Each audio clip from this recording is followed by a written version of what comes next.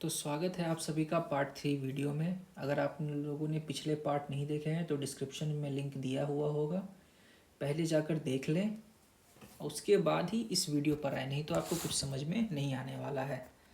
तो बच्चों, अभी तक हम लोगों ने क्या किया था? हम लोगों ने ऑथर्स इंट्रोडक्शन कर लिया था, फिर हम लोगों ने सेक्शन 1 कंप्लीट कर लिया था, पहले से लेकर चौथा पैराग्राफ तक। फिर हम लोगों ने सेक्शन 2 यानी कि पार्ट 2 में पैराग्राफ 5 से लेकर 9 तक कवर किया था। अब बारी है हम लोगों की पार्ट 3 में। पार्ट 3 में हम लोग पैराग्राफ नंबर 10 से लेके 18 तक कवर करेंगे।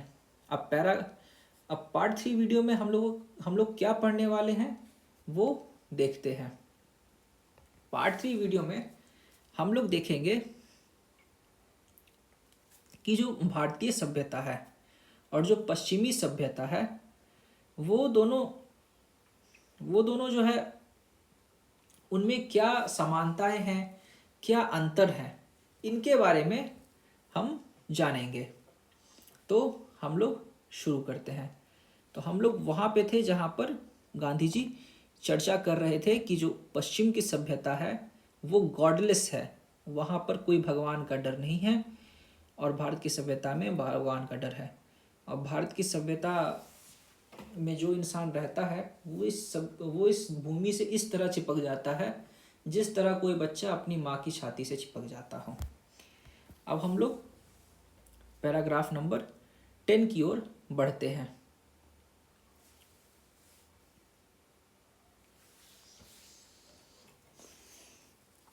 पैराग्राफ नंबर 10 में लिखा हुआ है, I am no hater of west. Gandhi ji पश्चिमी सभ्यता की बुराई कर रहे हैं, लेकिन इसका मतलब ये नहीं कि वो पश्चिमी सभ्यता से घृणा कर रहे हैं।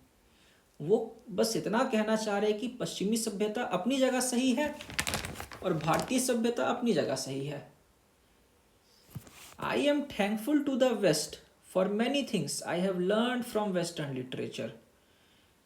गांधी जी कहते हैं कि मैं जो पश्चिम है उसका जो है उसको नफरत नहीं करता हूँ, मैं उससे घृणा नहीं करता हूँ। मैं तो पश्चिमी सभ्यता के प्रति जो है आभारी हूँ, क्योंकि उनके जो लिटरेचर्स हैं, उनके द्वारा जो लिखे गए किताब हैं, उससे मैंने बहुत सीखा है। But I am thankful to modern civilisation for teaching me that if I want India to rise to its fullest strength. अब आगे गांधी जी कहते हैं कि मैं इस बात के लिए भी आभारी हूँ पश्चिमी सभ्यता के लिए, इस चीज़ को सिखाने के लिए कि यदि मुझे भारत को उसकी ऊंचाइयों तक लेकर जाना है तब I must tell my countryman frankly that after years and years of experience of modern civilisation I have learned one lesson from it, and that is that we must shun it at all cost. Gandhi ji कहते हैं कि उन्होंने पश्चिमी सभ्यता से बहुत सारी चीज़ें सीखी है, और उनमें एक चीज़ें ये भी सीखी है कि यदि भारत को अपनी अपनी जो है सफलता की ऊंचाइयों तक जाना है तो वो अपने भारतवासियों को एकदम खुलकर कहना चाहते हैं कि भारत के लोगों को पश्चिमी सभ्यता से दूर ही रहना चाहिए, किसी भी कीमत पर दूर रहना चाहिए। और ये बात जो है वो गांधी जी अपने जो है कई सालों के अनुभव के आधार पर बता रहे हैं। आगे गांधी जी लिखते हैं, what is that modern civilisation. Gandhi ji एक सवाल पूछते हैं लोगों से कि आखिर मॉडर्न सभ्यता क्या है, मॉडर्न सिविलाइजेशन आखिर है क्या। आगे चलकर वो परिभाषित करते हैं, it is the worship of the material. ये जो है वस्तुओं की पूजा है। मटेरियल से यहाँ पे अर्थ पैसा, पैसा से आप वस्तुएं खरीदते हैं, महंगी महंगी गाड़ी, जो है जेवर जवाहरात। तो जो हमारे जो पश्चिमी सभ्यता है वो मटेरियल की पूजा करता है, भौतिकता की पूजा करता है। It is the worship of brute in us. ये हमारे अंदर की वासनाओं की पूजा करता है। It is unadulterated materialism. ये जो पश्चिमी सभ्यता है ये जो है एकदम शुद्ध भौतिकवाद है। भौतिकवाद का मतलब आप लोग कितना बार मैंने समझाया है कि भौतिकवाद का मतलब होता है पैसों के पीछे भागना, चीज़ों के पीछे भागना, ना कि संस्कारों और नैतिकताओं के पीछे भागना। तो गांधी जी कहते हैं कि जो मॉडर्न सिविलाइजेशन है वो जो है शुद्ध भौतिकवाद है। मतलब कि भौतिकवाद का सबसे अनुकूल उदाहरण है modern civilisation. And modern civilisation is nothing if it does not think at every step of the triumph of material civilisation. Gandhi ji कहते हैं कि जो मॉडर्न सिविलाइजेशन है वो मटेरियलिज्म के जीत के बिना कुछ भी नहीं है। यदि पैसा आपके समाज में नहीं जीत रहा है, उस समाज में पैसा के आधार पर अगर जीत नहीं तय हो, तो जो वेस्टर्न सिविलाइजेशन है, मॉडर्न सिविलाइजेशन है, वो ध्वस्त हो जाएगा, क्योंकि वो पूरा का पूरा बना ही पैसों के आधार पर है, मटेरियल के आधार पर है। अब आगे गांधी जी कहते हैं, it is perhaps unnecessary if it is not useless to weigh the merits of two civilisations. अब गांधी जी कहते हैं कि एक ऐसी सभ्यता जिसमें नैतिकता और संस्कारों की बात की गई हो, और एक ऐसी सभ्यता जिसमें केवल पैसों की बात की गई हो, मटेरियलिज्म की बात की गई हो, इन दोनों को जो है, इन दोनों की जो है तुलना करना जो है बेकार है, बेकार है। अगर जरूरी नहीं है तो बेकार है। आगे लिखते हैं, it is likely that West has evolved a civilization suited to its climate and surrounding।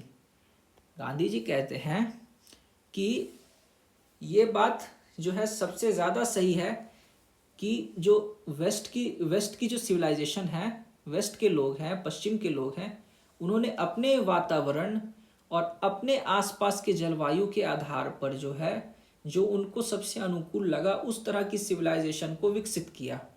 And similarly, we have a civilization suited to our conditions, and both are good in their own respective spheres। Gandhi ji कहते हैं कि जो waste की civilisation है वो वहाँ की जलवायु और वातावरण के आधार पर अनुकूल है उनके हिसाब से, और उसी प्रकार हमारी भी सिविलाइजेशन हमारे वातावरण और जलवायु के अनुसार अनुकूल है। और दोनों में से कोई भी ऐसा नहीं है कि खराब है, दोनों अपने अपने जगह पर सही है। गांधी जी वेस्ट की इतनी बुराई किए थे पिछले पैराग्राफों में, तो आपको लगा होगा कि नहीं, गांधी जी जो है वो वेस्ट को खराब कह रहे हैं या फिर उनसे नफरत करते हैं। लेकिन गांधी जी ने साफ किया कि वो वेस्ट से नफरत नहीं करते हैं, वो बस इतना कह रहे हैं कि वेस्ट की सिविलाइजेशन वहाँ के लिए सही है और भारत की सिविलाइजेशन भारत के लिए सही है। दोनों अलग अलग जलवायु और अलग अलग वातावरण के लिए बना हुआ सिविलाइजेशन है, और दोनों अपनी अपनी जगह सही है। अब आगे गांधी जी लिखते हैं, The distinguishing characteristic of modern civilization is an indefinite multiplicity of human wants। जो मॉडर्न सिविलाइजेशन है उसका जो एक खास विशेषता है कि उस सिविलाइजेशन में जो लोग हैं उनका जो चाहत है वो हमेशा इनडेफिनेट, यानी कि उसका कोई अंत ही नहीं होता है, और वो हमेशा मल्टीप्लाई यानी कि बढ़ते ही रहता है। लोगों की चाहत हमेशा अनंत काल तक, अनंत तक बढ़ते रहती है। ये जो है मॉडर्न सिविलाइजेशन की खास बात है। The characteristic of ancient civilisation is an imperative restrictions upon and a strict regulation of these wants. जहाँ वेस्टर्न सिविलाइजेशन यानी कि मॉडर्न सिविलाइजेशन की खासियत ये है कि वहाँ पर चाहत, मन की चाहतों के ऊपर, मन की तरंगों के ऊपर कोई लगाम नहीं है। वही हमारी जो प्राचीन सभ्यता है, भारतीय संस्कृति, उसमें जो है हमारे मन के ऊपर, हमारी चाहतों के ऊपर लगान लगाना सिखाया ही नहीं गया, बल्कि इम्परेटिव, जरूरी भी किया गया। और ये चीज़ें हमें सिखाई जाती है कि हम अपने चाहतों को अपने जीवन में परहेज कैसे लाएं, ताकि इन सभी चीज़ों से हम दूर रह सके। तो ये जो है वेस्ट और भारतीय सिविलाइजेशन के बीच में गांधी जी अंतर बताए कि एक पैसों की पूजा करता है, एक नैतिकता संस्कारों की पूजा करता है। आगे गांधी जी लिखते हैं, द मॉडर्न और द वेस्टर्न इंसैटिएबलनेस। एक मिनट रुकिए, इसका मैं मीनिंग देखता हूँ।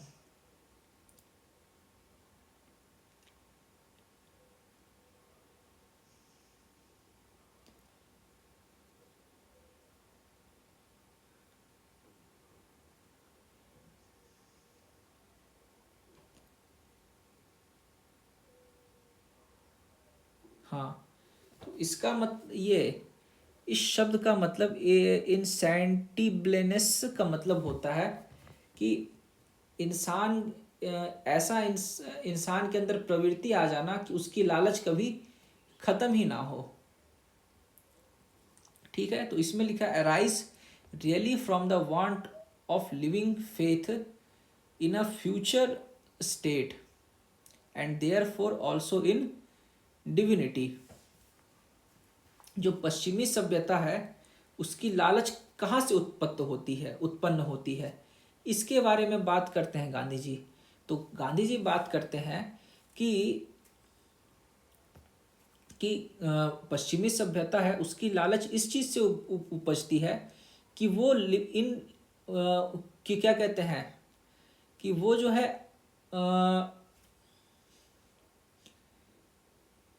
अपने जो चीज़ें हैं, अपने तौर तरीके हैं, उनको सबसे ऊपर मानते हैं, इन डिविनिटी सबसे पवित्र मानते हैं, और इसी चीज़ में उनकी जो लालच है वो बढ़ती जाती है।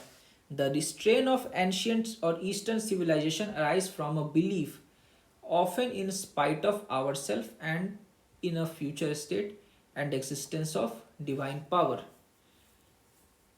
जो एंड हमारा एंशियंट और ईस्टर्न सिविलाइजेशन जो है वो चीन और जापान और कोरिया के जो सभ्यताएं हैं इनको ईस्टर्न सिविलाइजेशन कहा जाता है, और एंशियंट जो है वो पुरानी सभ्यता है, जैसे भारत की सभ्यता हो गई, मिसोपोटामिया की सभ्यता हो गई, ग्रीस की सभ्यता, उनको एंशियंट कहा जाता है। तो कहा गया कि जो हमारी सभ्यता है, भारत की, चीन की, जापान की, इन सभी की जो बिलीफ है, इन सभी के जो मूल्य है वो लोगों के बीच से आते हैं, ना कि किसी एक किताब से आते हैं, और वो जो है एक डिवाइन पावर यानी कि एक परमात्मा के ऊपर जो है भरोसा रखते हैं। आगे लिखते हैं, some of the immediate and brilliant result of modern inventions are too maddening to resist.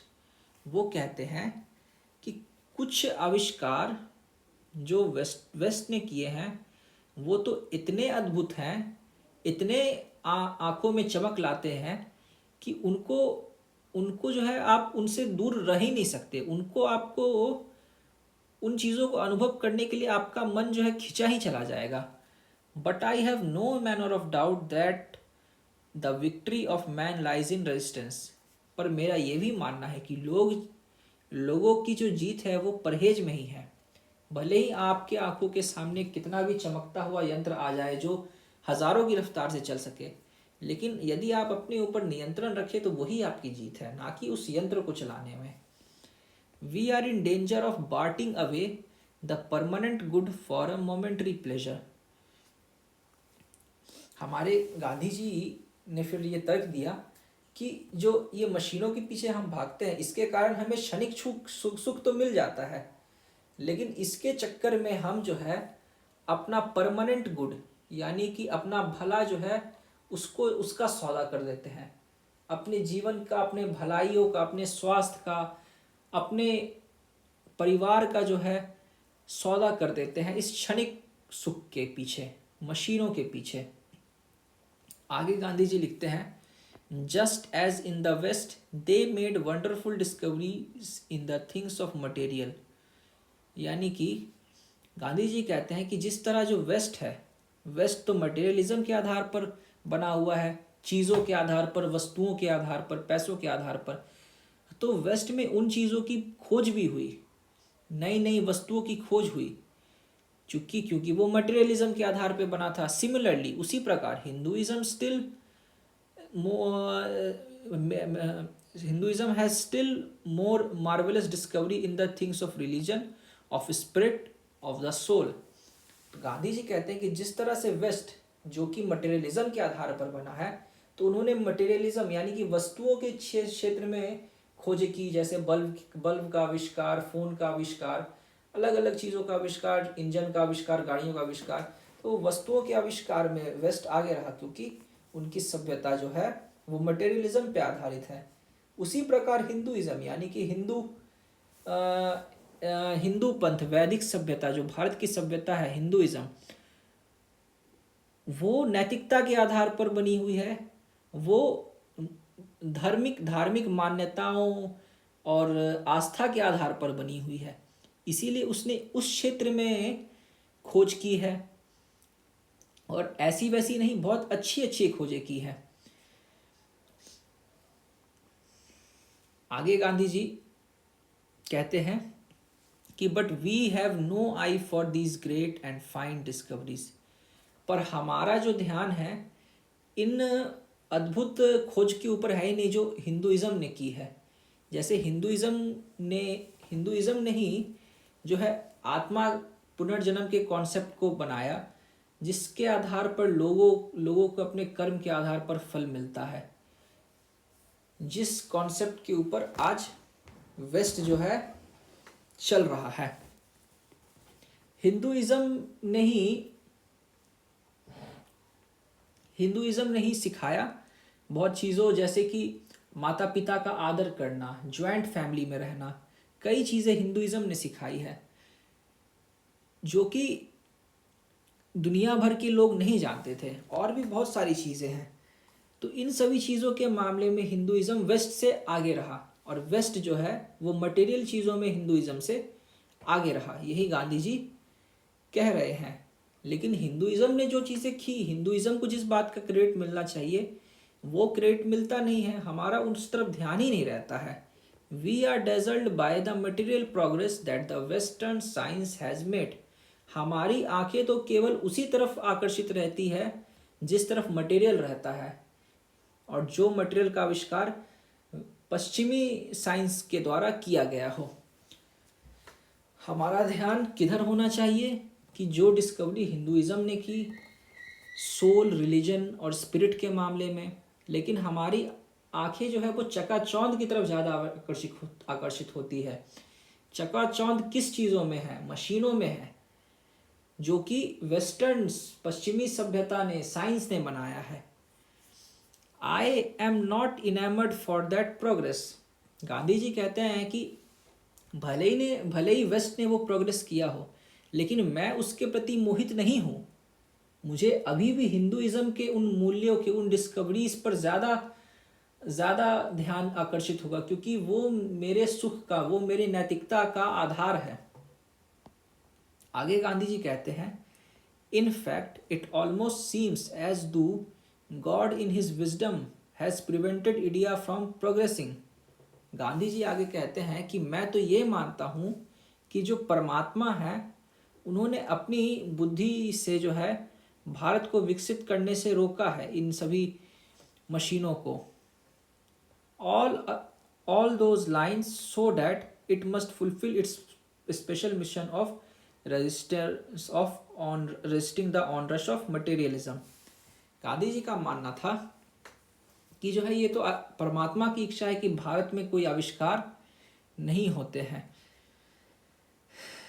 किसी भी तरह के, ताकि भारत का जो है ध्यान जो है वो मटेरियलिज्म की तरफ ना जाए, और वो जो है एक उदाहरण बने दुनिया के लिए कि मटेरियलिज्म के खिलाफ कैसे संघर्ष किया जाता है, भौतिकवाद के खिलाफ कैसे संघर्ष किया जाता है। ये गांधी जी का मानना है, मेरा नहीं, ये ध्यान रखिएगा, ठीक है। आगे लिखते हैं Gandhi ji, after all there is something in Hinduism that has kept it alive up till now. आखिरकार हिंदुइज्म में कुछ तो ऐसा है जिसके कारण वो आज तक जिंदा है। क्योंकि आप देखिए हिंदुइज्म या फिर उस जितने भी पुराने रिलीजन हैं वो दुनिया में अब नहीं बचे हैं। कोई भी पुराना रिलीजन अब दुनिया में नहीं बचा है हिंदुइज्म को छोड़ के। हिंदुइज्म ही एक पुराना रिलीजन है जो आज तक दुनिया में बचा हुआ है। क्योंकि बाकी के जो रिलीजन है, जैसे कि आप ये देख रहे होंगे, ये है बेबीलोनियन रिलीजन, बेबीलोनियन का अलग रिलीजन था जो कि इराक में हुआ करता था। फिर ये है रोम, रोम में अलग रिलीजन के लोग होते थे जिसे हम लोग मुशरिक कहते थे, पेगन्स इंग्लिश में कहते हैं। वहाँ के अलग धर्म हुआ करते थे हज़ारों साल पहले, अब केवल क्रिश्चियंस हैं। तो वो सभ्यताएं ख़त्म हो गई। ये आप फोटो देखिए बेबीलोनियन का, ये है इजिप्ट। इजिप्ट में जो है वो फ़िरौन लोग अलग धर्म का पालन करते थे जिनमें वो बिल्लियों की पूजा करते थे। तो वो धर्म भी ख़त्म हो गया, वहाँ पर अब इस्लाम और क्रिश्चियनिटी आ गया है। आगे ये पर्शिया की बात कर रहे हैं।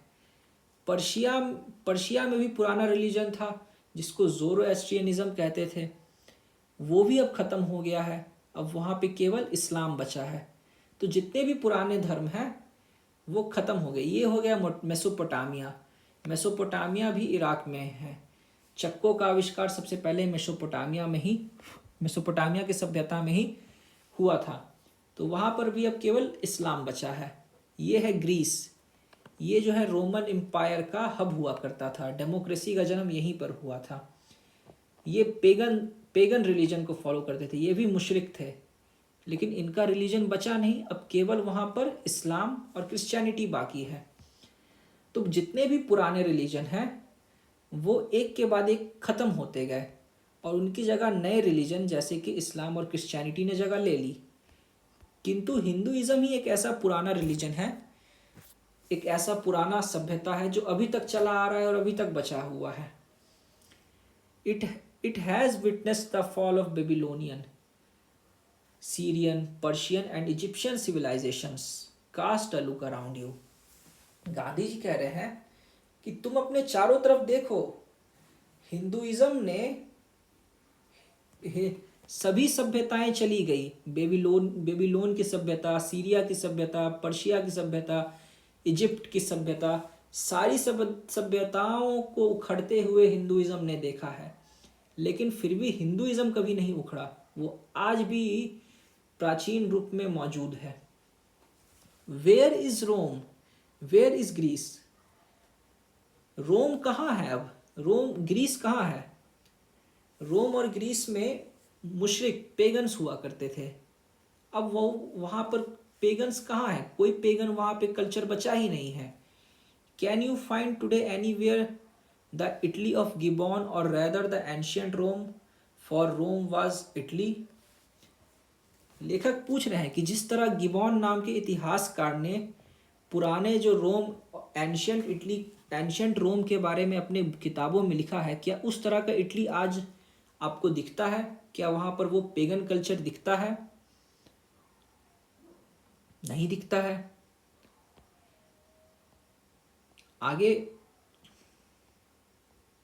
गांधी जी बोलते हैं गो टू ग्रीस, यानी कि आप ग्रीस जाएं।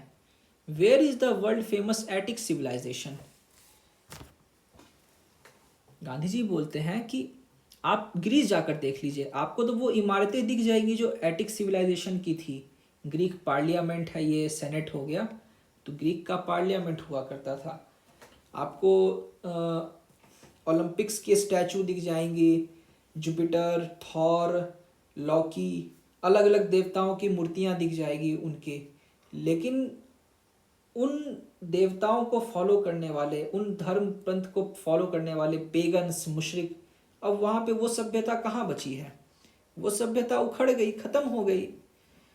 तो आप जब, और आपको ये जानकर हैरानी होगी कि ये जो एटिक सिविलाइजेशन, ग्रीक सिविलाइजेशन है, ये दुनिया की सबसे फेमस सिविलाइजेशन है, क्योंकि ये सबसे ज़्यादा डॉक्यूमेंटेड है। इसकी भाषा लैटिन और ग्रीक हुआ नहीं, इसकी भाषा ग्रीक हुआ करती थी, रोमन की लैटिन हुआ करती थी। तो जितनी भी पश्चिमी सभ्यता है वो इन्हीं को अपना माई बाप मानती है। इसी जगह को, जितने भी अमेरिका के राष्ट्रपति हैं वो इस जगह पर आकर फोटो खिंचाते हैं। तो वही गांधी जी बोलते हैं कि जिस एटिक सिविलाइजेशन को पूरा यूरोप जो है अपना पिता मानता है, जो सुप्रसिद्ध है, वो सिविलाइजेशन अब कहाँ दिखता है? Then come to India, let one go through the most ancient records and then look around you, and you would be constrained to say, yes, I see here ancient India still living. अब गांधी जी कहते हैं कि ये सब आप देख लीजिए, उसके बाद फिर वापस भारत आइए और जितनी भी पौराणिक किताबें हैं, जितने भी पौराणिक इतिहास की किताबें हैं, उनको पढ़िए। पढ़िए कि उस प्राचीन काल में भारत में लोग कैसे रहते थे। पढ़ने के बाद फिर आप वापस भारत में चारों ओर घूमकर नज़र दौड़ाइए और आप ये देखने के बाद आप खुद कहिएगा कि जैसा प्राचीन भारत था उसी तरीके से आज भी भारत के लोग रह रहे हैं, उनकी सभ्यता खत्म नहीं हुई है। आगे गांधी जी कहते हैं, true there were dung heaps to here and there, but there are rich treasures buried under them. कह रहे हैं गांधी जी कि हाँ, मानता हूं कि बहुत जगह जो है हमारे सभ्यता में गड़बड़ियां थी, कुछ कचड़े थे, लेकिन उन कचड़ों के नीचे भी हमारा एक खजाना छुपा हुआ है जिसको लोग आज समझ नहीं पा रहे हैं। And the reason why it has survived is that the and which with Hinduism set before it was not development along material but spiritual lines। और फिर गांधी जी कहते हैं कि हिंदुइज्म का नाश ना होना, नाश से बचना और अभी तक बचे रहना, इसके पीछे का क्या कारण है? इसके पीछे का कारण यही है कि हिंदुइज्म जो है वो भौतिकता के पीछे नहीं भागता है, बल्कि भौतिकता के पीछे ना भाग करके आध्यात्म के पीछे भागता है, अध्यात्म के पीछे दौड़ता है, नैतिकता के पीछे, धर्म के पीछे और मर्यादा के पीछे, मर्यादा के आसपास हिंदुइज्म दौड़ता है। बाकी सारी सभ्यताएं जो हैं वो भौतिकता के पीछे दौड़ी, इसीलिए वो ख़त्म हो गई। किंतु जो हिंदुइज्म है वो आध्यात्मिकता के चारों ओर घूमते रहे, इसीलिए वो आज तक बचा हुआ है। तो इसी के साथ ये पार्ट 3 वीडियो ख़त्म करने का समय आ गया है। वीडियो अच्छा लगा तो लाइक करें, चैनल को सब्सक्राइब करें, बेल आइकन दबाएं और मिलते ही हैं अगले पार्ट वीडियो में। बाय।